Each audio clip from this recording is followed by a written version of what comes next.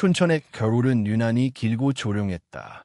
눈이 내리지 않아도 공기는 무겁고 마음은 더 싸늘해졌다. 김선원, 52세. 그녀는 작은 성악학원을 운영하고 있었다. 학원이라고 하기엔 너무도 초라한 낡은 2층 건물의 한켠, 간판조차 바래버린 그곳은 마치 그녀의 인생처럼 빛을 잃고 있었다. 서연은 피아노 앞에 앉아 학생을 기다렸다. 요즘은 학생이 거의 없었다. 코로나 이후 학원 운영은 더 어려워졌고 사람들은 더 이상 클래식에 관심을 두지 않았다. 가끔 찾아오는 초등학생 몇 명과 정기적으로 오던 고등학생 하나. 그게 전부였다. 엔드코트, 엄마, 진짜 그만해. 도대체 언제까지 이걸 붙잡고 있을 거야? 엔드코트. 딸, 아름은 요즘 들어 말을 자주 높였다. 설어는 대꾸하지 않았다. 아름은 의대에 다니고 있었다. 아버지 없이 자란 딸에게 더 나은 미래를 주고 싶었던 그녀는 젊음을 바쳐 딸을 키워냈다. 그러나 그 대가로 자신은 모든 걸 잃었다. 엔드코트, 엄마는 언젠가는 다시 무대에 서고 싶었어. 그 꿈을 버릴 수가 없었어. 엔드코트. 엔드코트, 무대. 무슨 무대? 30년 전 얘기잖아. 다 끝났어. 엄마, 그만 좀 해. 엔드코트. 아름은 문을 쾅 닫고 나갔다. 설연은 멍하니 앉아 피아노 건반 위에 손을 올렸다. 그리고 아주 조용히 한 소절을 불렀다. 떨리는 목소리였지만 여전히 맑았다. 그녀의 목소리는 여전히 살아있었다. 다만 아무도 들어주지 않을 뿐. 1996년 그녀는 파리 국제 성악 콩쿠르에서 대상을 수상했다. 한국인 최초였다. 그러나 그 사실은 세상에 알려지지 않았다. 그녀는 귀국 직후 갑작스럽게 모든 무대에서 사라졌다. 소속사와의 계약 해지, 루머, 그리고 임신. 엔드코트. 당신은 이제 가정에 충실하셔야죠. 가수가 무슨 필요가 있습니까? 엔드코트. 그때 시어머니 나경이의 말은 비수처럼 박혔다. 설어는 노래를 그만뒀다. 무대를 그만뒀다. 자신을 잃었다. 세월이 지나고 어느덧 30년. 그녀는 다시 노래를 부르고 싶었지만 용기를 낼 수 없었다. 그날도 아무도 없는 학원에서 서연은 오래된 앨범을 꺼냈다. 낡은 사진 속 그녀는 무대 위에서 노래하고 있었다.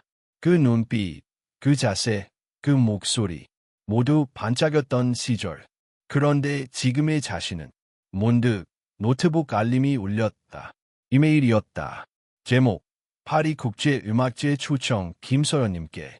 서연은 심장이 멎는 줄 알았다. 손이 떨리며 이메일을 열었다. 발신인은 소피이체, 프랑스에 거주하는 한인 예술인 단체의 대표라고 했다. 이메일 내용은 이랬다. 1996년 파리 콩쿠르 수상자 중 잊혀진 이름, 김서연 선생님을 찾습니다. 다가오는 제100회 파리 국제음악제의 기아를 초청하고자 합니다. 처음엔 사기라고 생각했다. 누가 이런 메일을 보내나. 하지만 첨부된 영상 링크를 클릭했을 때 그녀는 말을 잃었다. 무대 위에 자신의 모습이었다. 젊은 그녀가 노래하고 있었고 그 영상에는 1996 대상 김서연이라는 자막이 있었다. 설어는 자리에서 일어섰다. 마음이 요동쳤다. 잊혀졌던 그날의 무대, 그날의 박수, 그날의 눈물이 되살아났다. 하지만 동시에 불안도 밀려왔다.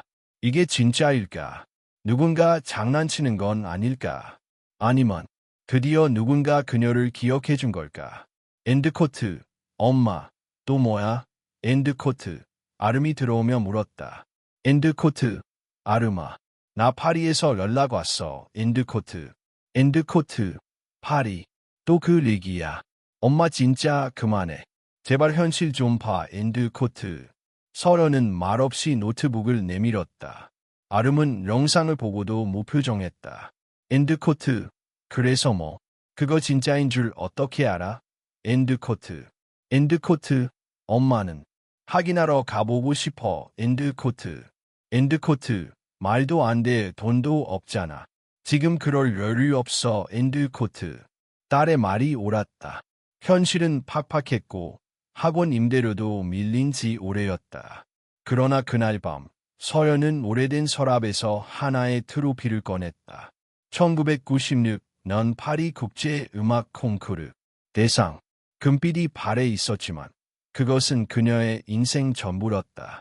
며칠 뒤 서연은 예전 함께 공부했던 친구에게 전화를 걸었다. 그리고 어렵게 항공권을 끊었다. 딸에게는 말하지 않았다. 시어머니에게도. 그녀는 조용히 짐을 쌌다. 손수건, 악보, 트로피, 그리고 30년을 담은 목소리. 비행기 안에서 서연은 창밖을 바라보았다. 구름 사이로 빛이 스며들고 있었다. 마음속에서 오래된 멜로디가 울려 퍼졌다. 엔드코트, 그날의 노래. 나는 아직도 부를 수 있어. 엔드코트. 그리고 그녀는 생각했다. 이번에도 실패할지도 모른다. 하지만 단 한 사람이라도 그녀의 노래를 기억해준다면 그것만으로도 괜찮다고. 그녀의 여정은 그렇게 시작되었다. 인천공항 출국장은 언제나 분주했지만 김서연에게 그곳은 낯설고도 두려운 공간이었다. 마지막으로 해외에 나간 것이 언제였는지조차 기억나지 않았다. 아니, 정확히는 기억하고 싶지 않았다. 1996년 파리. 그 해 이후 그녀는 다시는 비행기를 타지 않겠다고 마음먹었었다. 무대에서 내려온 날보다 그 이후의 삶이 더 두려웠기 때문이다. 서연은 체크인 카운터 앞에서 한참을 서성였다. 여권을 꺼내 들고도 손이 쉽게 움직이지 않았다. 주변에는 여행을 떠나는 젊은 연인들, 유학을 가는 학생들, 출장 가방을 끄는 중년의 남자들이 있었다. 그들 사이에서 그녀는 어쩐지 투명한 사람처럼 느껴졌다. 아무도 그녀를 보지 않는 것 같았고 보더라도 의미를 두지 않는 것 같았다. 파리행 맞으세요? 직원의 질문에 서연은 고개를 끄덕였다. 겨우 입을 열어내라고 대답했다. 짐은 많지 않았다. 작은 캐리어 하나, 손가방 하나. 그 안에는 옷 몇 벌과 오래된 악보, 그리고 트로피 사진이 들어있었다. 실물 트로피를 가져오고 싶었지만 혹시라도 잃어버릴까 봐 사진으로 대신했다. 그 트로피는 그녀에게 증거이자 상처였기 때문이다. 보안 검색대를 지나며 서연은 마지막으로 휴대폰을 꺼내 메시지를 확인했다. 딸 아름에게서 온 연락은 없었다. 그녀는 일부러 연락하지 않았다. 떠나기 전날 밤, 아름은 끝내 방에서 나오지 않았다. 문 너머에서 들려오는 기척만으로도 서연은 충분히 알 수 있었다. 딸은 화가 나 있었고, 실망해 있었고, 어쩌면 두려워하고 있었을지도 모른다. 서연은 속으로 말했다. 미안해, 아름아. 하지만 이번만큼은 엄마가 엄마 자신을 선택해야 해. 비행기가 이륙하자 몸이 공중으로 들리는 느낌과 함께 심장이 크게 요동쳤다. 창밖으로 보이는 도시는 점점 작아졌고 곧 구름 속으로 사라졌다. 서연은 안전벨트를 꽉 잡은 채 눈을 감았다. 그 순간 오래전 기억이 파도처럼 밀려왔다. 파리의 무대, 눈부신 조명, 객석의 숨죽인 침묵, 그리고 첫 음을 내뱉던 순간의 떨림. 그날 그녀는 통역도 안내도 없이 홀로 무대에 올랐다. 심사위원들의 얼굴은 냉정했고 관객들은 호기심 반 의심 반의 시선으로 그녀를 바라보고 있었다. 그러나 노래를 시작하자 모든 것이 달라졌다. 그녀의 목소리는 그곳에 있던 모든 언어와 국경을 넘어섰다. 그 기억은 언제나 그녀를 살게도 죽게도 만들었다. 음료 드시겠습니까? 승무원의 목소리에 서연은 눈을 떴다. 물을 받아 한 모금 마셨지만 목은 여전히 말라 있었다. 옆자리에 앉은 젊은 남자는 이어폰을 낀 채 화면을 보고 있었다. 서연은 괜히 자신의 손을 내려다보았다. 세월의 흔적이 고스란히 남아있는 손. 이 손으로 다시 무대에 설 수 있을까? 사람들은 그녀를 어떻게 볼까? 실패한 중년의 여자, 과거에 집착하는 사람으로 보지는 않을까? 그 불안은 비행 내내 그녀를 놓아주지 않았다. 파리에 도착했을 때 이미 해는 지고 있었다. 사르드골 공항의 차가운 공기가 서연의 얼굴을 스쳤다. 한국보다 훨씬 차가운 바람이었다. 공항 내부는 복잡했고 안내 방송은 프랑스어와 영어로만 흘러나왔다. 30년 전, 그녀는 이 언어들이 두렵지 않았다. 그때의 그녀는 젊었고, 무모했고, 무엇보다 자신감이 있었다. 지금의 그녀는 조심스러웠다. 모든 것이 낯설었고, 한 발 한 발이 무거웠다. 택시를 타고 숙소로 향하는 동안 서연은 창밖을 바라보았다. 파리의 거리에는 변하지 않은 것들이 있었다. 오래된 건물들, 가로등 아래의 카페, 느릿하게 걷는 사람들. 그러나 그녀는 느낄 수 있었다. 이 도시도 변했고 자신도 변했다는 것을. 작은 호텔 방에 도착했을 때 시계는 밤 10시를 넘기고 있었다. 서연은 캐리어를 열지도 않은 채 침대에 앉았다. 갑작스레 모든 힘이 빠져나간 느낌이었다. 이곳까지 왔다는 사실이 실감나지 않았다. 가련 내일 무엇이 기다리고 있을까? 다음 날 아침 서연은 단정한 옷을 입고 호텔을 나섰다. 이메일에 적혀 있던 주소는 파리 국제음악제 사무국이었다. 30년 전 그녀가 트로피를 들고 사진을 찍었던 바로 그 건물. 지하철을 타고 이동하는 동안 그녀의 손은 계속 떨렸다. 사무국 로비는 생각보다 조용했다. 벽에는 역대 수상자들의 사진이 걸려 있었고 낯익은 얼굴들도 멋보였다. 세계적으로 유명해진 가수들, 지휘자들. 서연은 그 사진들 사이를 천천히 걸었다. 그러나 그녀의 얼굴은 어디에도 없었다. 접수 데스크에 다가가자 젊은 직원이 고개를 들었다. 무슨 일이시죠? 저는 김서연입니다. 초청 메일을 받고 왔습니다. 직원은 컴퓨터를 두드리며 그녀의 이름을 검색했다. 몇 초가 지나고 그의 표정이 미묘하게 바뀌었다. 다시 한번 철자를 확인하더니 고개를 갸웃했다. 잠시만요. 그는 옆에 있던 다른 직원에게 무언가를 물었고 둘은 낮은 목소리로 이야기를 나눴다. 서연의 심장은 점점 더 빠르게 뛰기 시작했다. 죄송하지만 시스템에 선생님 이름이 없습니다. 없다고? 네, 1996년 수상자 명단에 김서연이라는 이름은 확인되지 않습니다. 그 말은 서연의 가슴을 그대로 관통했다. 그럴 리가 없어요. 저는 분명히 대상을 받았습니다.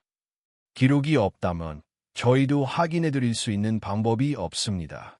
직원의 목소리는 공손했지만 단호했다. 서연은 아무 말도 할 수 없었다.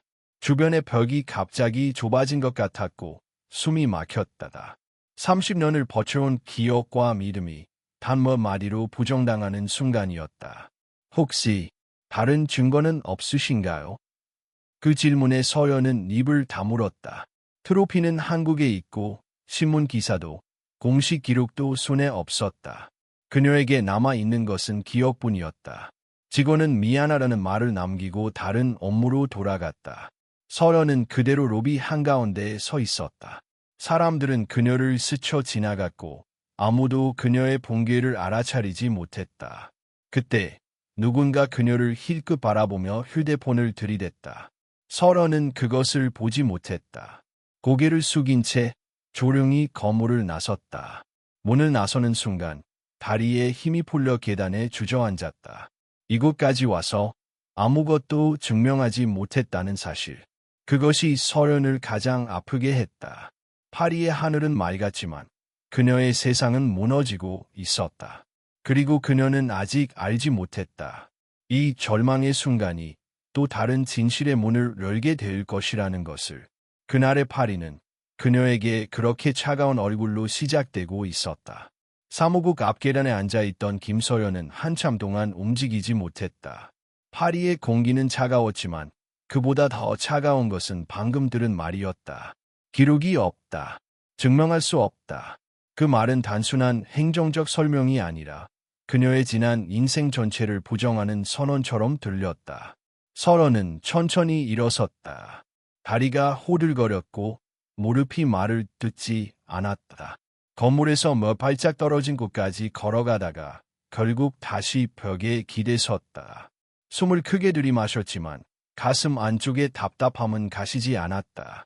파리에 오기 전 그녀는 최악의 상황을 여러 번 상상했었다. 초청이 취소되는 경우, 일정이 바뀌는 경우, 혹은 단순한 착오라는 설명을 듣는 경우. 하지만 이렇게 완전히 부정당할 것이라고는 생각하지 못했다. 서런은 휴대폰을 꺼냈다. 화면에는 아직도 사무국 주소와 일정이 남아 있었다. 이메일을 다시 열어보았다. 분명히 그녀의 이름이 적혀 있었고 1996년 수상자라는 문구도 있었다. 그런데 왜 여기서는 아무것도 남아있지 않은 것일까? 그때 근처에서 낮은 웃음소리가 들렸다. 서런은 고개를 들지 않았다. 누군가 프랑스어로 빠르게 말하고 있었고 그 사이로 코리엔이라는 단어가 들렸다. 한국인, 그녀에 대해 말하는 것 같았다. 서런은 모르는 척 고개를 숙인 채 자리를 떠났다. 지금은 누구의 시선도 견딜 자신이 없었다. 숙소로 돌아오는 길은 유난히 길게 느껴졌다. 지하철 안에서 서런은 손잡이를 붙잡고 서 있었지만 몸이 계속 앞으로 쏠렸다. 주변 사람들의 얼굴이 스쳐 지나갔다. 아무도 그녀를 알지 못했고 아무도 그녀의 이야기에 관심이 없었다. 파리는 여전히 바쁘고 아름다웠고 무심했다. 호텔 방에 들어서자마자 서련은 침대에 주저앉았다. 그리고 그제야 눈물이 흘러내렸다. 조용히, 소리 없이, 울음을 삼키는 데에도 익숙해진 자신이 서글펐다. 그녀는 자신에게 물었다. 내가 잘못 기억하고 있는 걸까? 정말로 내가 그 무대에 섰던 게 꿈이었을까? 그때 휴대폰이 진동했다. 알 수 없는 번호였다. 서런은 받지 않았다. 다시 진동이 울렸고 이번에는 메시지가 도착했다. 프랑스어와 영어가 섞인 짧은 문장이었다. 아까 사무국에서 뵀던 분 맞으시죠? 잠깐 인터뷰 가능하실까요? 서련의 손이 멈췄다. 인터뷰. 왜? 무엇을 묻겠다는 걸까? 그녀는 답장하지 않았다. 그러나 얼마 지나지 않아 또 다른 메시지가 왔다. 저는 파리에서 활동하는 브이로그 크리에이터입니다. 오늘 있었던 일이 인상 깊어서. 그제야 서련은 퍼즐이 맞춰지는 느낌을 받았다. 아까 건물 앞에서 휴대폰을 들고 있던 사람. 그녀가 무너지는 순간을 찍고 있었던 것이다. 서련은 가슴이 철렁 내려앉았다. 자신도 모르는 사이 또 다른 상처가 만들어지고 있었다. 그날 밤 서연은 거의 잠을 이루지 못했다. 눈을 감으면 사무국 직원의 얼굴이 떠올랐고 기록이 없다는 말이 반복해서 귓가에 맴돌았다. 새벽이 되어서야 잠깐 잠이 들었지만 악몽뿐이었다. 무대 위에 서 있는데 조명이 꺼지고 관객이 하나둘 사라지는 꿈 마지막에는 그녀 혼자 텅 빈 홀에 남아 있었다. 아침이 밝았을 때 휴대폰 알림이 쏟아지고 있었다. 낯선 앱 알림, 이메일, 메시지. 서련은 불안한 마음으로 화면을 열었다. SNS 링크 하나가 눈에 들어왔다. 누군가 그녀에게 보낸 것이었다. 영상에는 전날 사무국 앞계단에 앉아있던 그녀의 모습이 담겨 있었다. 고개를 숙이고 울고 있던 모습. 영상 제목은 자극적이었다. 30년 전 우승자라고 주장하는 한국 여성. 진실은 댓글은 이미 수백 개가 달려 있었다. 기억 왜곡 아닌가? 불쌍하다. 관심 받으려고 거짓말하는 것 같아. 역시 기록이 중요한 이유다. 서연은 더 이상 읽을 수 없었다. 손에서 휴대폰이 미끄러져 떨어졌다. 바닥에 떨어진 소리가 유난히 크게 들렸다. 그녀는 그 자리에 그대로 앉아 있었다. 파리에 와서 처음으로 정말로 돌아가고 싶다는 생각이 들었다. 이곳에 더 머물 이유가 없다고 느껴졌다. 짐을 싸라겠다고 생각하며 캐리어를 열었다. 그 안에서 그녀는 사진 한 장을 꺼냈다. 젊은 시절의 자신이 트로피를 들고 웃고 있는 사진. 그 사진을 바라보다가 서연은 갑자기 분노를 느꼈다. 왜 나만 이렇게 지워져야 했을까? 왜 나의 인생은 증명해야만 존재할 수 있는 것이 되었을까? 그날 오후 서연은 다시 사무국 근처로 갔다.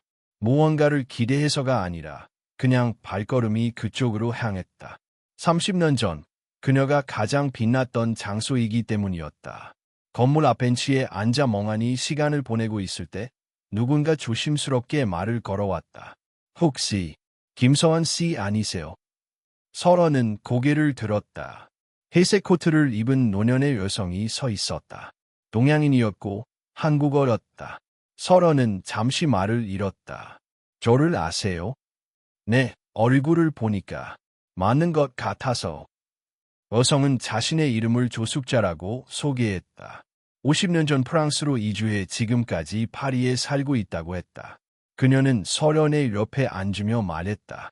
어제 영상 봤어요. 그리고 바로 알았어요. 1996년 그 무대. 설원의 심장이 크게 뛰었다. 그때 거기 계셨어. 내 맨 뒤에서 봤어요. 잊을 수가 없어요. 그날 당신 노래 듣고 제가 얼마나 울었는지. 조숙자의 눈가가 붉어졌다.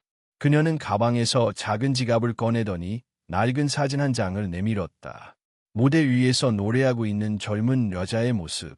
바로 설원이었다. 이 사진, 제가 찍은 거예요. 그날 집에 돌아와서 평생 지갑에 넣고 다녔어요.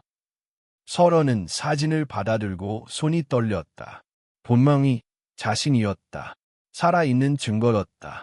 누군가는 기억하고 있었고 누군가는 그녀의 노래를 마음에 담고 살아왔다. 기록이 없다고 조숙자가 단호하게 말했다. 기록은 사람 안에 있어요. 나는 당신을 기억해요. 설원의 눈에서 눈물이 쏟아졌다. 이번에는 참지 않았다. 벤치 위에서 그녀는 아이처럼 울었다. 조숙자는 말없이 그녀의 등을 토닥였다. 혼자 싸우지 마요. 당신 이야기를 아는 사람들이 아직 있어요. 나도 그 중 하나고. 그 순간 서연은 처음으로 느꼈다. 파리에 온 것이 완전히 헛된 일은 아니었다는 것을. 비록 이름은 지워졌지만 기억은 아직 남아 있었다. 그리고 그 기억은 이제 다른 진실로 그녀를 이끌고 있었다. 그날의 파리는 여전히 차가웠지만 서연의 마음 한구석에 아주 작은 불씨가 살아나고 있었다. 그녀는 아직 알지 못했다. 이 만남이 그녀의 인생을 다시 뒤흔들게 될 거라는 것을. 다음 날 아침, 김서연은 눈을 뜨자마자 어제의 기억이 꿈이 아니었음을 깨달았다. 어두운 호텔방, 벤치 위에서 조숙자와 나눈 대화, 그녀가 건넨 낡은 사진 한 장. 그 사진은 지금 그녀의 손가방 속에 고이 접혀 있었다. 설원은 사진을 꺼내 다시 들여다보았다. 흑백 필름 속에서 젊은 시절의 자신이 노래하고 있었다. 조명 아래 반짝이는 눈빛, 힘있게 마이크를 잡은 손, 살짝 벌어진 입술. 생생하게 살아 숨쉬는 장면이었다. 그녀는 마음속으로 속삭였다. 내가 틀리지 않았어. 나는 거기 있었어. 오전 9시가 조금 넘었을 무렵 조숙자에게 연락이 왔다. 조용한 동네의 작은 집에서 점심을 함께 하자는 초대였다. 설원은 잠시 망설였지만 결국 동의했다. 어쩌면 이 도시는 그녀를 무너뜨리기 위해서가 아니라 다시 일으키기 위해 부른 것일지도 모른다는 생각이 들었다. 택시를 타고 조숙자의 집이 있는 파리 외곽으로 향했다. 차창 밖으로 펼쳐진 거리에는 늦가을의 정취가 물씬 풍겼다. 낙엽이 떨어진 인도, 따뜻한 햇살 아래 산책하는 노인들, 바람에 나부끼는 빨래. 이국적이면서도 어딘지 모르게 익숙한 풍경이었다. 조숙자의 집은 작고 오래된 아파트 건물의 1층이었다. 문 앞에 다다르자 이미 문은 열려 있었다. 조숙자가 환한 미소로 설원을 맞이했다. 어서 와로. 들어와오. 설원은 신발을 벗고 안으로 들어섰다. 실내는 작지만 아늑했고 구석구석 정갈하게 정돈되어 있었다. 벽에는 한국의 풍경 사진들이 걸려 있었고 한켠에는 조그만 불단이 놓여 있었다. 사진 속에서 한복을 입은 젊은 여인이 환히 웃고 있었다. 어머님이세요? 설원이 물었다. 조숙자는 고개를 끄덕이며 말했다. 네, 한국 떠나실 때 마지막으로 찍은 사진이에요. 저는 늘 이 사진 보면서 한국을 그리워했죠. 잠시 후 조숙자는 서랍장을 열고 낡은 나무 상자 하나를 꺼냈다. 오래된 것임이 한눈에 보였고 상자 위에는 희미하게 적힌 이름이 있었다. 피에르 디몽. 이건 당신이 꼭 봐야 할 것 같아서요. 조숙자는 조심스럽게 상자를 열었다. 안에는 오래된 편지, 흑백 사진, 빛바랜 신문 스크랩들이 가득했다. 조숙자는 그중 하나를 꺼냈다. 프랑스의 유명 일간지였다. 이 기사 기억나요? 서련은 신문을 받아들고 눈을 크게 떴다. 1996년 3월 25일자. 일면에 실린 제목이 눈에 들어왔다. 한국 소녀의 기적, 파리파리를 감동시키다. 그리고 그 아래 무대 위에서 노래하고 있는 서련의 사진이 실려 있었다. 또 다른 사진에는 그녀가 트로피를 들고 있는 모습도 있었다. 심장이 뛰기 시작했다. 목덜미에 전율이 퍼졌다. 이건 분명히 제가 기억하는 그 날이에요. 조숙자가 고개를 끄덕였다. 맞아요. 나도 그 기사 보고 오랫동안 간직했어요. 그날 이후로 당신 이야기를 다시는 들을 수 없어서 어떻게 된 건지 늘 궁금했어요. 서련은 신문을 꼭 안았다. 이 기사는 단순한 종이 한 장이 아니었다. 그것은 그녀 존재의 증명, 그녀 삶의 진실을 기록한 증거였다. 그리고 이제 아무도 더 이상 그녀를 거짓 주장자라고 부를 수 없었다. 그녀는 눈물이 터져 나왔다. 조숙자는 조용히 그녀의 등을 토닥였다. 괜찮아요. 울어도 돼요. 이건 당연한 일이에요. 당신은 그 무대에 섰고 당신은 진짜 우승자였어요. 서련은 덕시계를 흘깃 바라보았다. 시간이 얼마나 흘렀는지도 모를 정도로 정신이 아득했다. 눈물을 닦고 난 후 그녀는 조숙자를 바라보며 물었다. 이제 이걸 가지고 사무국에 다시 가야겠죠. 조숙자는 미소 지으며 고개를 끄덕였다. 그 전에 한 사람을 더 만나야 해요. 누구죠? 피에르 교수님의 딸이에요. 서련은 놀라 눈을 동그랗게 떴다. 피에르 교수, 그 분은 돌아가셨어요. 20년 전에요. 하지만 생전에 당신을 끝까지 찾으려 했어요. 당신을 무대에 세운 사람으로서, 그리고 당신 어머니와 특별한 인연이 있었던 사람으로서. 서련의 머릿속이 어지러워졌다. 어머니요. 조숙자는 잠시 말을 멈추었다가 이내 조심스럽게 입을 열었다. 피에르 교수님은 한국전쟁 당시 한국에 계셨어요. 그곳에서 당신 어머니를 만났다고 들었어요. 아주 특별한 인연이었다고. 서련은 숨이 막혔다. 어머니는 전쟁 고아를 위한 노래 교실에서 성악을 가르쳤던 분이었다. 전쟁으로 모든 것을 잃고도 노래만은 버리지 않았던 사람. 그 이야기를 어릴 때 어머니 무릎에 기대어 들었던 기억이 선명하게 떠올랐다. 피에르 교수님이 어머니를 기억하고 있었어. 조숙자는 고개를 끄덕이며 말했다. 기록에는 남지 않았지만 사람의 마음에는 남아 있었던 거예요. 그래서 그가 당신을 보자마자 확신했대요. 당신은 그녀의 딸이라고. 서련은 믿기지 않는 눈빛으로 조숙자를 바라보았다. 그동안 이어지지 않던 과거의 조각들이 하나씩 자리를 찾아가고 있었다. 무대 위의 선택, 사라진 기록, 어머니의 침묵, 모든 퍼즐이 하나의 그림을 향해 모이고 있었다. 오늘 오후 피에르 교수님의 딸 소피 씨가 당신을 만나고 싶어해요. 시간이 된다면 카페드 플로르에서 만나기로 했어요. 서련은 입술을 꼭 다물었다. 눈앞의 상황은 믿기지 않았고 감정은 걷잡을 수 없었다. 하지만 그녀는 알 수 있었다.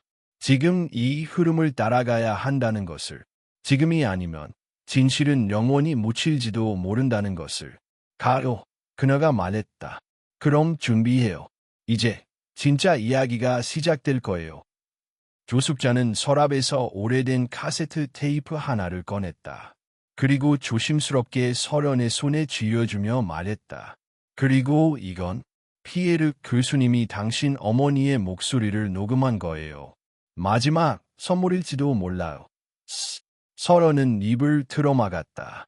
이 작은 상자 안에 그녀가 평생 그리워했던 어머니의 목소리가 담겨 있다는 사실이 믿기지 않았다.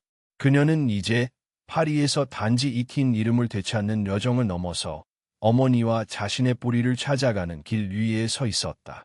그리고 그 길의 끝에는 자신조차 몰랐던 진짜 자신이 기다리고 있었다. 김서련은 파리 시내로 향하는 지하철 안에서 창밖을 바라보고 있었다. 그녀의 손에는 여전히 조숙자가 건넨 낡은 신문 기사와 카세트 테이프가 들려 있었다. 피에르 교수의 딸, 소피를 만날 생각에 그녀의 심장은 다시 요동쳤다. 이 만남이 단순한 해명의 기회가 아닌 그녀의 과거와 정체성에 대한 마지막 조각을 맞추는 열쇠가 될지도 모른다는 직감이 들었다. 카페드 플로르는 오랜 역사를 자랑하는 명소였다. 예술가와 철학자들이 오가던 장소.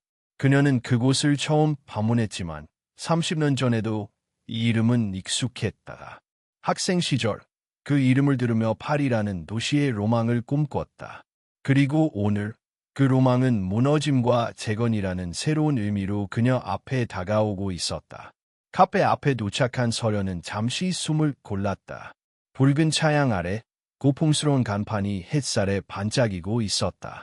유리문 너머로 손님들이 대화를 나누고 있었고 잔잔한 피아노 음악이 흘러나왔다. 그녀는 천천히 문을 밀고 들어갔다. 김서원 씨. 낯선 목소리가 그녀를 불렀다. 고개를 돌리자 우아한 회색 코트를 입은 60대 여성 한 명이 서 있었다. 회색 머리에 고운 미소를 지닌 그녀는 다정하면서도 폼이 있는 분위기를 풍기고 있었다. 네, 제가 서련입니다. 소피입니다. 만나서 반가워. 두 사람은 구석 테이블에 자리를 잡았다. 창가 자리에서 파리의 거리 풍경이 내려다보였다. 차가운 커피잔을 손에 들고서도 두 사람 모두 대화의 시작을 망설였다. 어색한 침묵을 깬 건 소피였다. 먼저 사과드릴게요. 당신께서 겪으신 일들 너무 안타까웠어요. 서련은 고개를 끄덕이며 말했다. 지금도 믿기지 않아요. 내가 사라진 줄은 몰랐어요. 그런데 당신 아버지가 그 무대에서 저를 선택하신 이유가 단순한 실력 때문만은 아니었다고 들었어요. 소피는 조용히 수첩 하나를 꺼냈다. 오래되어 가장자리가 닳아버린 갈색 수첩이었다. 표지를 열자 프랑스어로 빼곡히 적힌 일기들이 펼쳐졌다. 이건 아버지의 일기예요. 한국전쟁 당시 유엔군 문화탐방관으로 파견되었을 때 쓰신 거죠. 여기에 당신 어머니에 대한 이야기가 나와요.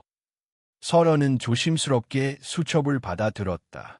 프랑스어를 전부 읽을 수는 없었지만 날짜와 지명, 그리고 유진이라는 이름이 반복되는 것을 볼 수 있었다. 유진은 어머니의 한국 이름이었다. 당신 어머니는 서울 외곽의 피난민 수용소에서 아이들에게 노래를 가르쳤어요. 아버지는 그 목소리에 매료되셨죠. 단순한 감탄이 아니라 사랑이었어요. 서연은 숨을 삼켰다. 어머니는 그런 이야기를 단 한 번도 꺼낸 적이 없었다. 전쟁 이야기조차 조용히 묻어둔 채 묵묵히 살아왔다. 오직 노래만이 그녀와 어머니를 이어주는 유일한 끈이었다. 소피는 또 하나의 봉투를 꺼냈다. 오래된 편지였다. 마치 시간이 멈춘 듯한 필체로 적힌 프랑스어 문장들이 보였다. 이건 아버지가 어머니에게 쓴 편지예요.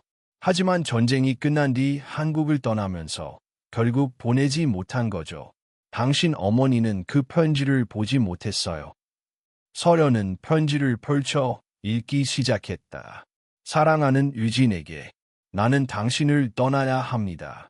하지만 당신의 노래는 제 가슴 속에 영원히 남을 것입니다. 그 목소리는 폐허 속에 피어난 꽃과 같았습니다. 당신을 기억하겠습니다. 그리고 언젠가 당신의 딸이 노래를 부를 때 나는 다시 그날을 떠올릴 것입니다. 서련은 더 이상 읽지 못했다. 눈물이 수채화처럼 편지를 번지게 했다. 그제야 그녀는 알 수 있었다.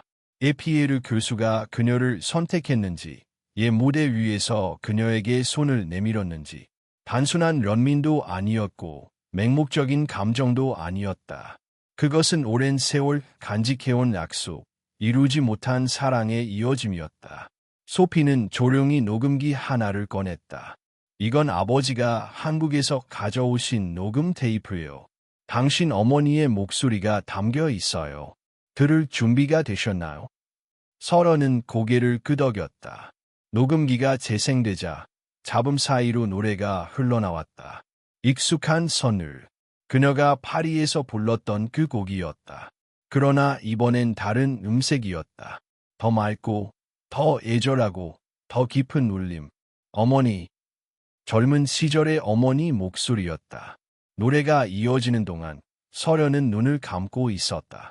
마음 깊은 곳에서 무언가가 솟구쳐 올랐다.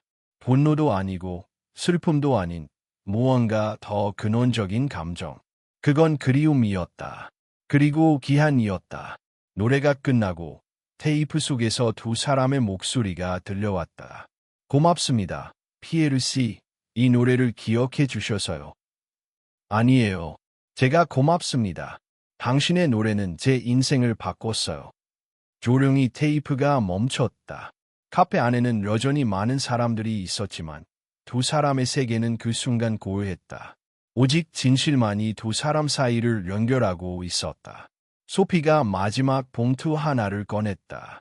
봉투 안에는 반짝이는 목걸이 하나가 들어 있었다. 은빛의 심플한 디자인.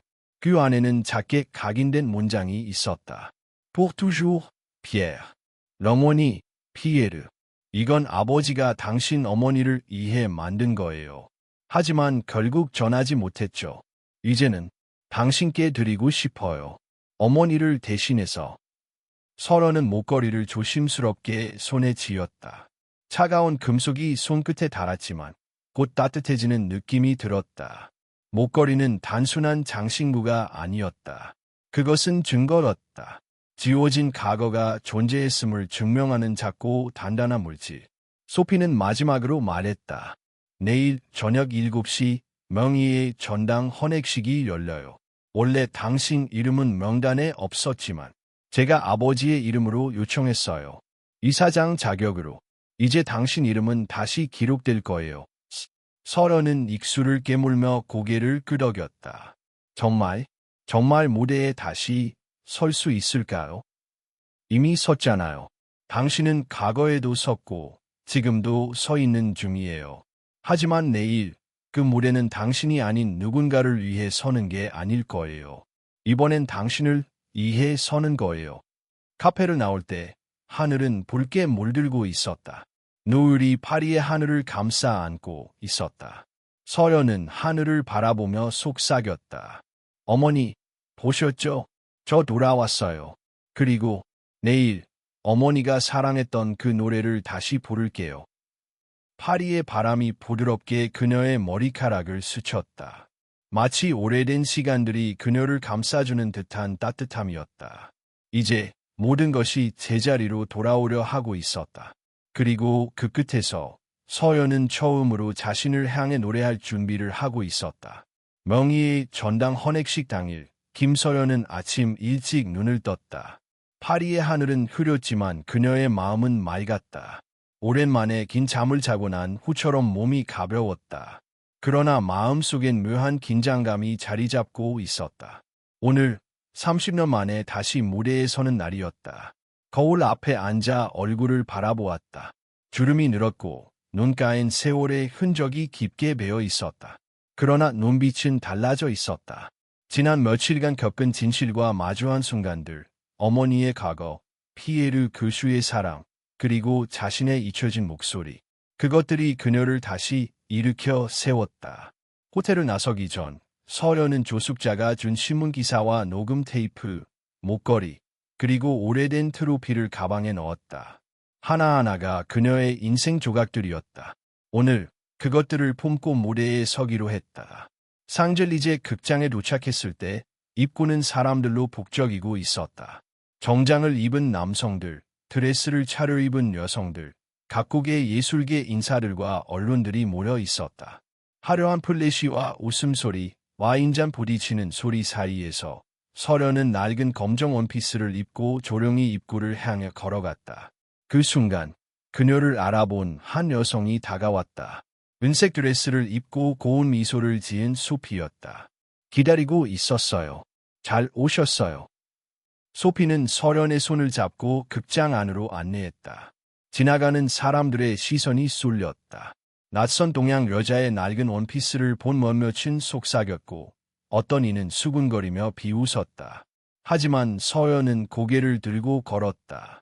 과거의 자신이었다면 주눅 들었겠지만 지금은 달랐다. 그녀는 진실을 가졌고 그 누구보다 확실한 이유로 이 자리에 서 있었다. 복도를 따라 도착한 방엔 본장실이라는 표식이 붙어 있었다. 소피가 문을 열고 말했다. 여기서 준비하세요. 오늘 당신이 무대에 서야 해요. 서련은 놀란 눈으로 소피를 바라보았다. 정말 제가 노래를 부르나요? 네, 특별 무대예요. 아버지가 원하셨던 무대. 당신이 서야 하는 무대. 다리에 힘이 풀릴 것 같았다. 가슴이 쿵쿵 뛰었다. 준비가 안 된 것 같았지만 어쩌면 평생 준비해온 것일지도 몰랐다. 잠시 후 젊은 메이크업 아티스트가 본장실로 들어왔다. 서련은 화장대 앞에 앉았다. 붓이 얼굴을 스칠 때 그녀는 긴장을 조금씩 내려놓았다. 거울 속 자신이 점점 달라지고 있었다. 색이 입혀지고 빛이 돌아왔다. 어느새 그녀는 과거의 무대 이 그때처럼 생기를 되찾고 있었다. 예쁘세요. 아티스트의 말에 서련은 조용히 웃었다. 그 웃음엔 긴 세월을 견뎌온 여인의 품위가 담겨 있었다. 화장이 끝나고 나자 소피가 다시 들어왔다. 이번엔 아름다운 검정 드레스를 들고 있었다. 고급스러운 재질의 단정한 디자인, 목선과 허리를 따라 흐르는 라인이 품위를 더했다. 이건 아버지가 30년 전에 준비해 두신 드레스예요. 당신이 언젠가 다시 무대에 설 거라고 믿으셨거든요. 서련은 조심스럽게 드레스를 받았다. 입어보니 몸에 딱 맞았다. 마치 그녀를 위해 맞춤 제작된 것처럼. 거울 앞에 선 그녀는 더 이상 52세의 피곤한 여인이 아니었다. 빛을 잃었던 목소리를 되찾은 가수 김서연이었다. 노크 소리가 들렸다. 문이 열리자 소피가 작은 상자를 내밀었다. 그리고 이건 아버지가 어머니께 드리려 했던 목걸이예요. 오늘은 그걸 걸고 무대에 서세요. 서련은 목걸이를 받았다. 은빛 펜던트에는 작은 글씨가 새겨져 있었다. 렁원이 피에르. 소피가 목에 걸어주자 금속의 차가운 감촉이 피부에 닿았고 이내 체온으로 따뜻해졌다. 그것은 무거운 장신구가 아니라 기억과 사랑의 상징이었다. 무대 뒤로 이동하는 동안 서련은 수백 개의 조명이 반짝이는 무대를 지켜보았다. 커튼 너머로는 이미 만석이 된 객석이 보였다. 수많은 사람들이 그녀의 등장을 기다리고 있었다. 그 안에 누가 있을지 알 수 없었지만 분명 어머니도 피에르 교수도 그녀의 목소리를 기억하는 사람들이 있을 것 같았다. 사회자의 목소리가 울려 퍼졌다. 다음은 특별 무대입니다. 30년 전 이 무대에서 한국인 최초로 대상을 수상하셨던 김서연 선생님을 다시 모십니다. 박수 소리가 쏟아졌다. 커튼이 서서히 열리고 조명이 그녀를 비췄다. 그 순간 김서연은 한 발자국 앞으로 나갔다. 한 걸음, 또 한 걸음. 그녀는 무대 중앙에 섰다. 수백 개의 시선이 그녀를 향했다. 가슴이 벅차올랐다. 눈물이 맺혔다. 하지만 이번엔 울지 않았다. 이 무대는 슬픔의 무대가 아니라 귀환의 무대였기 때문이다. 피아노 반주가 시작되었다. 그녀는 숨을 고르고 입을 열었다. 어린 동무 손잡고 어머니의 노래를 제가 이어봤습니다. 노래가 시작되었다. 그녀의 목소리는 떨렸지만 곧 안정되었고 점점 강해졌다. 그녀의 목소리는 단순한 노래가 아니라 기억이었고 진실이었고 사랑이었다. 관객석은 조용했다. 숨소리조차 들리지 않았다. 사람들은 그녀의 목소리에 집중했다. 그리고 한참 후 노래가 끝나자 극장 안은 폭풍 같은 박수로 뒤덮였다. 사람들은 일어나 박수를 쳤고 어떤 이는 울고 있었다. 한쪽 객석엔 조숙자도 있었다. 눈가에 눈물이 맺힌 채 손뼉을 치고 있었다. 서련은 깊이 인사했다. 그 인사는 어머니에게, 피에르 교수에게, 그리고 자신에게 보내는 것이었다. 무대 뒤로 돌아왔을 때 소피가 기다리고 있었다. 완벽했어요. 정말 완벽했어요. 서련은 숨을 내쉬며 말했다. 그동안 내가 나를 잊고 살았던 것 같아요. 이제야 다시 나를 만난 것 같아요. 소피는 고개를 끄덕였다. 이제 시작이에요. 당신 인생의 진짜 시작. 김서연은 창밖을 바라보았다. 파리의 밤하늘, 별이 반짝이고 있었다. 어머니, 보셨나요? 다시 노래했어요. 그녀는 속삭였다. 그리고 마음 깊숙한 곳에서 또 다른 목소리가 들리는 듯했다. 잘했어, 서연아. 늦지 않았어. 지금이 바로 시작이야. 그녀는 조용히 미소 지었다. 그리고 다시 앞으로 걸어나갈 준비를 했다. 무대는 끝났지만 인생은 이제 마음악을 올리고 있었다. 파리 무대 이후 김서연의 인생은 거짓말처럼 바쁘게 돌아가기 시작했다. 공연 영상이 프랑스와 한국의 뉴스, SNS, 음악 관련 커뮤니티에서 빠르게 퍼지며 엄청난 반향을 일으켰다. 30년 만에 돌아온 천상의 목소리라는 제목 아래 수많은 댓글이 달렸고 각종 방송국과 언론사에서 인터뷰 요청이 쇄도했다. 그러나 그녀는 아직도 실감이 나지 않았다. 극장 밖을 나와 밤거리를 걷는 동안에도 마치 무대 위에서의 기억이 꿈처럼 느껴졌다. 마치 누군가의 인생을 빌려 체험한 것 같았다. 숙소에 돌아오자 지수에게 전화가 왔다. 엄마, 뉴스에 나왔어. 파리 무대 기사야. 댓글 봤어. 다들 울었대. 엄마 목소리 너무 감동적이었다고. 그래, 엄마도 울 뻔했어. 엄마가 해냈어. 진짜 해냈어. 전화기 너머의 지수 목소리는 떨리고 있었다. 서연도 감정이 북받쳐 목이 메었다. 지수야, 엄마, 드디어 무대에 다시 섰어. 엄마가 잃어버렸다고 생각한 모든 걸 다시 찾았어. 엄마, 돌아오면 우리 학원도 바뀔 거야. 벌써부터 상담 전화가. 정말? 응, 엄마, 우리 다시 시작해보자. 이번엔 진짜로. 파리 일정을 마무리하고 한국으로 돌아가는 비행기에서 서연은 두 눈을 감고 귀에 이어폰을 꽂았다. 피에르 교수가 녹음했던 어머니의 목소리가 다시 흘러나왔다. 그 목소리는 오래된 기억처럼 희미하면서도 깊고 따뜻했다. 당신의 노래는 전쟁 속에서도 희망이었습니다. 피에르 교수의 목소리가 이어졌다. 서연은 속으로 속삭였다. 이제 제 노래가 누군가의 희망이 되기를. 공항에 도착하자마자 플래시 세례가 쏟아졌다.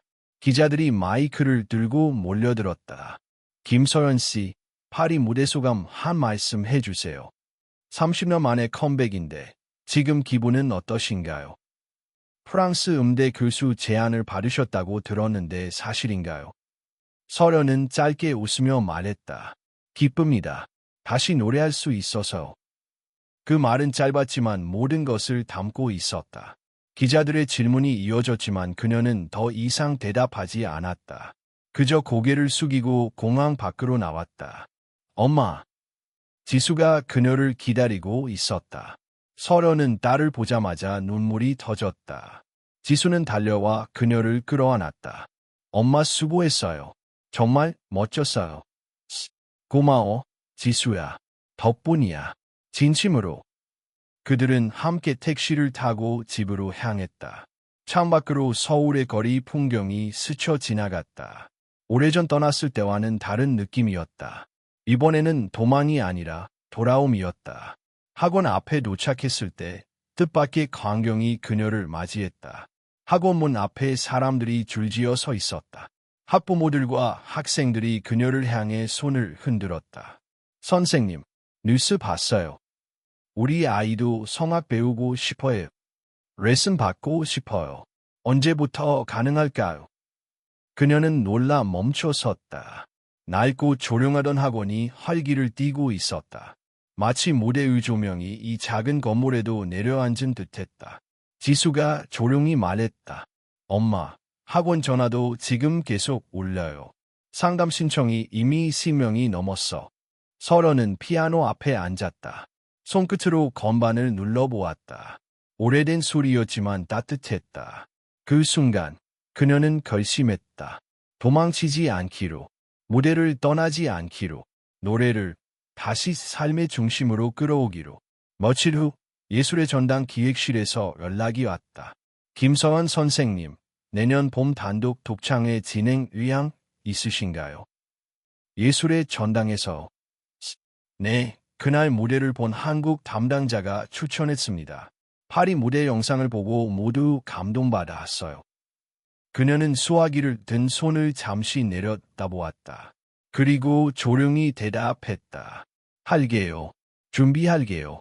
제가 할 수 있을 것 같아요. 소식을 들은 지수가 기뻐하며 말했다. 엄마, 독창회라니. 진짜 대단해. 지수아, 엄마 이제 정말 시작하는 것 같아. 이후 김설연의 삶은 달라지기 시작했다. 학원은 새로운 학생들로 가득 찼고 새로운 강사들도 채용했다. 언론 인터뷰와 방송 출연 요청이 이어졌고 거리에서 그녀를 알아보는 사람도 생겼다. 하지만 그녀는 초심을 잃지 않았다. 매일 아침 일찍 학원 문을 열고 학생들과 직접 피아노 앞에 앉아 노래를 가르쳤다. 그녀는 알고 있었다. 이 무대는 화려하지 않을 수 있지만 가장 진실된 무대라는 것을. 그녀의 진심은 학생들에게도 전해졌다. 학원은 단순한 교육기관이 아니라 꿈을 다시 시작하는 공간이 되었다. 실패를 겪은 이들, 포기하려던 이들, 그리고 인생의 둘레를 맴돌던 이들이 이곳에 와서 다시 노래를 배우기 시작했다. 김서연은 그들에게 말했다. 늦었다고 생각할 때가 가장 빠른 때예요. 절대 포기하지 마세요. 삶은, 무대는 언제든 다시 열릴 수 있어요. 어느 날 뜻밖의 전화가 걸려왔다. 여보세요. 김서연 선생님 되시죠? KBS 인간극장에서 전화드렸습니다. 네, 맞습니다. 선생님의 이야기를 프로그램으로 다루고 싶습니다. 많은 분들이 감동받았고 지금 대한민국이 꼭 들어야 할 이야기라고 생각합니다. 김서연은 순간 망설였지만 이내 웃으며 말했다. 좋습니다. 함께해요. 그날 밤 그녀는 집안에 놓인 30년 전 트로피를 꺼내 닦았다. 파리에서 받은 금빛 트로피는 이제 먼지가 쌓여 있었지만 빛은 여전했다. 이제야 이 트로피의 의미를 알 것 같아요. 단순한 상이 아니라 포기하지 않은 사람에게 주는 선물. 김서연은 거실 창밖을 바라보았다. 서울의 밤하늘은 조용했고 별이 하나 유난히 밝게 빛나고 있었다. 어머니가 보고 계신 것 같았다. 피에르 교수도 아마 그 빛 속 어딘가에서 그녀를 바라보고 있을지 몰랐다. 엄마, 다시 노래해요. 이번엔 끝까지. 그녀는 속삭였다. 그리고 다시 내일을 준비했다. 독창회를 위한 연습, 학생들과의 수업, 새로운 꿈들을 향해 그녀의 하루는 다시 시작되고 있었다. 무대는 끝나지 않았다. 이제 진짜 무대가 열리고 있었다. 그리고 그녀는 그 중심에 서 있었다. 김서연의 하루는 더 이상 조용하지 않았다. 매일 아침 학원문 앞에는 상담을 기다리는 사람들로 북적였고 수업은 예약제로 운영해야 할 정도로 꽉 차 있었다. 처음엔 화제의 인물이라는 관심으로 찾아온 이들이 많았지만 시간이 지나자 그녀의 진심과 실력에 감동한 이들이 다시 찾아왔다. 학생들 중에는 중장년층도 있었다. 젊은 시절 꿈을 품었지만 생계를 위해 음악을 포기했던 사람들. 그리고 자신의 목소리를 찾고 싶다는 이유로 찾아온 고등학생들. 서른은 누구에게나 똑같이 말했다. 음악은 늦지 않아요. 지금이 시작입니다. 그녀는 단순히 성악을 가르치는 것이 아니었다. 그녀는 삶을 노래하고 있었고 그 노래는 학생들의 가슴 속에도 울려 퍼졌다. 독창의 준비도 본격적으로 시작되었다. 예술의 전당 콘서트홀에서의 공연, 그것은 대한민국 클래식 무대 중 가장 권위 있는 자리였다. 김서연에게도 마찬가지였다. 그녀가 30년 전 파리에서 받은 상의 의미를 진짜로 완성하는 순간이 될 것이다. 매주 2차례는 예술의 전당 연습실을 대관해 무대 연습을 진행했고 지수는 언제나 그녀의 옆에 있었다. 악보 정리, 반주자와의 조율, 공연 구성. 그녀가 몰랐던 분야까지 지수가 대신 챙겨주었다. 엄마, 무대에서 마지막 곡은 뭐 할 거야? 글쎄, 아직 정하지 못했어. 그럼 희망의 노래 어때? 엄마가 학원에서 자주 부르던 그 곡. 응. 그 노래 들으면 나도 울컥하거든. 엄마 목소리에 담긴 감정이 너무 솔직해서. 설원은 조용히 고개를 끄덕였다. 자신이 파리에서 부른 첫 곡, 어머니가 전쟁 속에서 불렀던 노래. 그 노래로 무대를 시작했다면 새로운 시작을 알리는 노래도 그와 같은 메시지를 품어야 했다. 공연 날짜가 가까워질수록 언론의 관심은 더 높아졌다. 52세의 데뷔 독창에 한 시대를 잇는 목소리, 30년 만에 완성된 음악 인생 등 자극적인 제목의 기사들이 쏟아졌고 라디오, 방송, 유튜브에서도 출연 요청이 끊이지 않았다. 그러나 서연은 대부분의 인터뷰를 거절했다. 그녀는 더 이상 세상의 시선을 위해 무대에 서는 것이 아니었다. 자신의 목소리를 다시 한번 제대로 들려주고 싶었다. 아무런 장식 없이 온전히 진심으로. 하루는 학원을 마치고 귀가하던 중 낯선 이의 방문을 받았다. 깔끔한 양복을 입은 50대 초반의 남성이었다. 실례합니다. 김설한 선생님 맞으시죠? 네, 그런데요. 저는 프랑스 국립음악원 서울 지부 담당입니다. 파리 무대 이후 본교에서 정식 강의 제안을 드리고자 연락드렸습니다. 설원은 놀랐다. 파리에서의 공연이 단순한 이벤트가 아니라 공식적인 예술적 평가로 연결되고 있었다. 물론 한국에서의 활동이 우선이시겠지만 2년에 2차례 집중 마스터 클래스를 열어주신다면 학생들과 교수진 모두에게 큰 영광일 겁니다.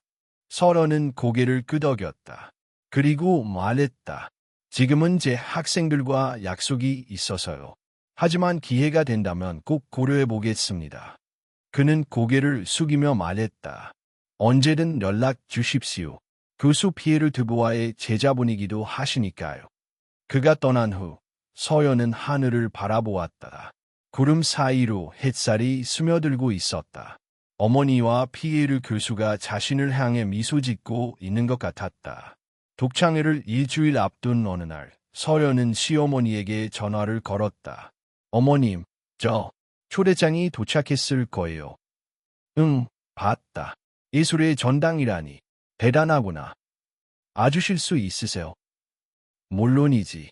그날 손주들도 데리고 갈 거야. 잠시 침묵이 흘렀다. 그리고 시어머니의 말이 이어졌다. 서원아, 내가 그동안 너한테 너무했지. 미안하다. 괜찮아요. 다 지난 일이에요. 아니야. 내가 그 무대에 선다고 들었을 때 내가 울었다. 내가 진짜로 빛나는 걸 보게 될 줄은 몰랐어. 설원은 조용히 눈물을 닦았다. 오랜 세월의 벽이 무너지는 소리가 마음속에서 들렸다. 어머님, 고맙습니다. 공연 전날 밤, 서연은 잠을 이루지 못했다. 공연 복장을 다시 꺼내 다리고 악보를 반복해서 넘겼다. 머릿속엔 수없이 많은 장면이 스쳐갔다. 파리의 무대, 어머니의 사진, 피에르 교수의 편지, 지수의 말, 학원 앞에서 기다리던 학생들. 이제야 알 것 같았다. 그녀가 다시 노래하게 된 이유는 단순한 명예나 회복이 아니었다. 그것은 잃어버렸던 자신을 되찾는 여정이었다. 그리고 이제 그 여정의 정점에 섰다. 공연 당일 예술의 전당은 완전히 매진된 상태였다. 1500석 전석 매진. 공연장은 공연 시작 1시간 전부터 사람들로 가득 찼고 입구에선 방송국 취재진이 인터뷰를 진행하고 있었다. 본장실에서는 지수와 시어머니가 그녀를 기다리고 있었다. 엄마, 준비됐어. 응, 긴장되지만 이상하게 무섭진 않아. 시어머니는 그녀의 손을 잡았다. 서연아, 오늘 꼭 내가 세상에서 제일 빛나는 사람이 되길 바란다. 고맙습니다. 어머님. 노크 소리가 났고 스태프가 들어왔다. 선생님, 무대에 올라가실 시간입니다. 그녀는 마지막으로 거울 앞에 섰다. 52세의 얼굴, 그러나 그 안에는 22살의 열정과 30년의 세월, 수많은 눈물이 함께 있었다. 그녀는 문을 열고 무대를 향해 걸었다. 무대 뒤편, 커튼 너머로 관객석이 보였다. 숨을 고르며 깊게 숨을 들이쉬었다. 이번 무대는 어떤 박수보다, 어떤 명예보다도 중요한 무대였다. 이 무대는 자신을 위한, 그리고 사랑하는 사람들을 위한 무대였다. 이 무대는 봄을 부르는 무대였다. 그리고 커튼이 천천히 올라가기 시작했다. 조명이 서서히 밝혀졌다. 고요한 공연장 안, 김서련은 무대 중앙에 조용히 섰다. 그녀의 발밑으로 따뜻한 빛이 내려앉았고 1500석객석의 수많은 시선이 그녀를 향해 집중되었다. 숨을 깊게 들이쉬었다. 떨림은 있었지만 두려움은 없었다. 안녕하세요. 저는 김서련입니다. 그녀의 첫마디가 마이크를 타고 울려 퍼졌다. 30년 전 저는 노래를 했습니다. 그리고 30년 동안 노래를 잊고 살았습니다. 하지만 오늘 이 자리에서 다시 노래합니다. 박수 소리가 조용히 울렸다. 관객의 숨죽인 집중이 느껴졌다. 그녀는 고개를 숙여 감사 인사를 한 뒤 첫 곡의 반주가 시작되자 조용히 입을 열었다. 첫 곡은 엔드아포즈, 기억의 노래 엔드아포즈였다. 그녀의 어머니가 전쟁 중 불렀다는 피에르 교수가 녹음에 간직했던 그 노래. 그녀가 파리에서 처음 무대에 올랐을 때 불렀던 노래이기도 했다. 서른의 목소리는 맑고 깊게 울렸다. 첫 소절이 시작되자 객석은 금세 숨소리조차 사라졌다. 감정을 꾹꾹 눌러 담은 하나하나가 곧 삶의 이야기가 되어 흘렀다. 노래는 단순한 멜로디가 아니라 기억이었다. 잃어버린 시간, 사랑, 이걸 다시 찾은 희망의 기록. 노래가 끝나자 정적이 흘렀다. 그리고 곧 천둥 같은 박수가 터져 나왔다. 곳곳에서 울먹이는 소리, 코를 훌쩍이는 소리도 들렸다. 서련은 고개를 깊이 숙였다. 다음 곡은 희망을 주제로 한 이탈리아 아리아였다. 힘있고 맑은 고음이 홀 안을 채우자 분위기는 한층 고조되었다. 그녀는 무대를 단단히 장악하고 있었다. 누구도 그녀를 52세라고 느끼지 않았다. 무대 뒤편에서 지수는 조용히 눈물을 닦았다. 엄마는 지금 가장 찬란하게 빛나고 있었다. 한때 포기하고 구겨졌던 시간이 오히려 무대에서 더 강한 에너지가 되어 날아오르고 있었다. 세 번째 곡이 끝나고 잠시 쉬는 시간. 그녀는 조용히 물을 한 모금 마시고 관객을 향해 다시 마이크를 들었다. 이 무대는 제 인생에서 가장 의미 있는 자리입니다. 이 자리까지 오기까지 참 많은 시간이 걸렸습니다. 실수도 했고 주저앉기도 했습니다. 꿈을 포기했던 시간도 있었죠. 그런데 이제야 알게 되었습니다. 늦었다고 느껴질 때가 가장 빠른 순간이라는 걸. 객석에서는 조용한 탄성이 흘러나왔다. 오늘 이 무대를 함께 해주신 여러분, 저의 학생들, 그리고 사랑하는 딸 지수, 시어머니, 파리에서부터 저를 응원해 주신 모든 분들께 진심으로 감사드립니다. 객석 중앙, 시어머니는 손수건으로 눈가를 닦고 있었다. 그 옆에서 지수가 그녀의 손을 꼭 붙잡고 있었다. 유유고 마지막 곡이 시작되었다. 그 곡은 서연이 학원에서 학생들에게 가장 자주 불러주던 곡이었다. 희망의 노래. 이 곡은 화려하지 않았지만 따뜻했고 누구나 따라 부를 수 있는 멜로디였다. 새벽은 반드시 온다. 눈물의 끝에서 희망은 다시 싹트고 노래는 멈추지 않으리. 그녀의 목소리는 공기 중에 퍼지며 관객 한 명 한 명의 가슴에 내려앉았다. 이 노래는 서련의 고백이었다. 그리고 동시에 관객 모두의 고백이 되었다.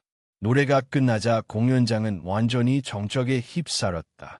몇 초의 침묵 뒤 한 관객이 자리에서 일어섰다. 이어서 또 다른 사람.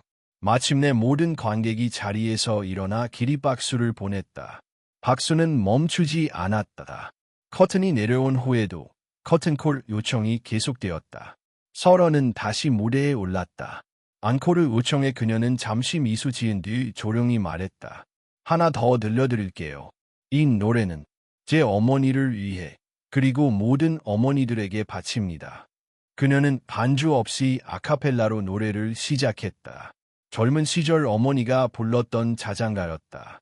어릴 적 기억 속 그녀가 엄마 무릎에서 들었던 그 노래. 달아 달아 밝은 달아 이리 와서 나를 봐라. 서련의 목소리는 속삭이듯 낮고 부드러웠다. 그러나 그 안엔 수십 년 세월이 담겨 있었다. 객석에서는 또 다시 울음이 흘러나왔다. 할머니 세대 관객들, 중년 여성들, 젊은 엄마들이 모두 조용히 눈물을 흘리며 그녀의 목소리에 귀를 기울였다. 음악은 그저 음악이 아니었다. 삶의 무게를 견디는 힘이자 서로를 연결하는 언어였다. 공연이 모두 끝났을 때 서연은 다시 무대 중앙에 섰다. 손에는 30년 전 파리에서 받았던 트로피가 들려 있었다. 이 트로피는 오랫동안 제 서랍 속에 숨어 있었습니다. 인정받지 못했고 외면받았고 저조차도 외면했습니다. 그런데 이제 이 트로피는 더 이상 과거의 것이 아닙니다. 오늘 여러분의 박수와 사랑 덕분에 이 트로피는 다시 빛났습니다. 관객들은 눈물과 함께 다시 한 번 박수를 보냈다. 본장실로 돌아온 그녀를 가장 먼저 맞이한 건 지수였다. 딸은 말없이 그녀를 껴안았다. 엄마, 정말 멋졌어요. 나 엄마가 엄마라는 게 너무 자랑스러워. 지수야, 너도 오늘 엄마처럼 멋진 사람 될 수 있어. 엄마 닮아서 그럴 거야. 그때 시어머니가 조용히 다가왔다. 손엔 조그만 상자가 들려 있었다. 이거 내 시아버지가 살아계실 때 너에게 꼭 주고 싶어 했던 거야. 나는 그럴 자격 없다고 생각했는데 오늘 너를 보고 나니까 이제 줄 수 있을 것 같더라. 상자를 열자 작은 브로치가 들어있었다. 24K 금으로 된 전통 자개무늬가 박힌 브로치. 서연은 말없이 그것을 손에 쥐었다. 고맙습니다. 어머님. 내가 더 고맙지. 정말 미안했고 앞으로는 진심으로 응원할게. 그날 밤 서연은 집으로 돌아와 창문을 열었다. 서울의 봄밤은 조용했고 별이 충충 떠 있었다. 그녀는 별을 올려다보며 속삭였다. 어머니, 교수님, 봤죠? 저 해냈어요. 그리고 이젠 진짜로 제 인생을 시작하려고. 바람이 불었다. 창문 커튼이 살며시 흔들렸다. 마치 누군가의 축복처럼. 김서연은 조용히 눈을 감았다. 그리고 내일을 준비했다. 그녀에게 내일은 무대가 아니라 삶 자체였다. 봄은 이제 시작이었다. 김서연의 독창회는 뉴스와 SNS를 통해 빠르게 퍼져나갔다. 감동의 무대, 52세의 아름다운 도전, 세월을 노래한 목소리라는 제목의 기사와 영상들이 하루 종일 포털 사이트를 장식했고 그녀의 이름은 실시간 검색어 1위를 차지했다. 그녀는 어느 날 갑자기 유명인이 되어 있었다. 하지만 서연은 그 변화에 취하지 않았다. 화려한 무대가 끝난 다음 날도 그녀는 늘 그랬듯이 학원 문을 열었고 학생들을 맞았다. 그녀의 하루는 여전히 음악과 사람으로 채워졌다. 선생님, 방송 봤어요. 진짜 멋졌어요. 어제 울면서 봤어요. 선생님이 제 꿈이에요. 나도 선생님처럼 늦게라도 다시 시작할 수 있을까요? 학생들과 학부모들은 그녀에게 단순한 음악 선생님 이상의 의미를 두기 시작했다. 그녀는 살아있는 희망이었고 두려움과 체념 앞에서 다시 한 발 내디딜 용기를 주는 존재가 되었다. 학원은 더 이상 좁은 공간이 아니었다. 그녀는 건물을 확장했고 전문 강사진도 새로 채용했다. 음악 전공자뿐 아니라 연극, 무용, 미술 등 다양한 분야의 예술가들이 그녀의 뜻에 동참했다. 예술은 특별한 사람들만의 것이 아니에요. 누구든 자기 목소리를 찾을 수 있어요. 서연의 이 한마디는 곧 학원의 철학이 되었고 그녀가 운영하는 학원은 단순한 입시 기관이 아니라 삶을 예술로 바꾸는 공간으로 불리게 되었다. 지수는 그녀의 든든한 오른팔이 되었다. 행정, 홍보, 기획 등 모든 부분을 맡아도왔고 그녀 스스로도 음악 공부를 다시 시작했다. 엄마, 나 프랑스로 유학 가도 될까? 당연하지. 내가 원한다면 엄마가 끝까지 도와줄게.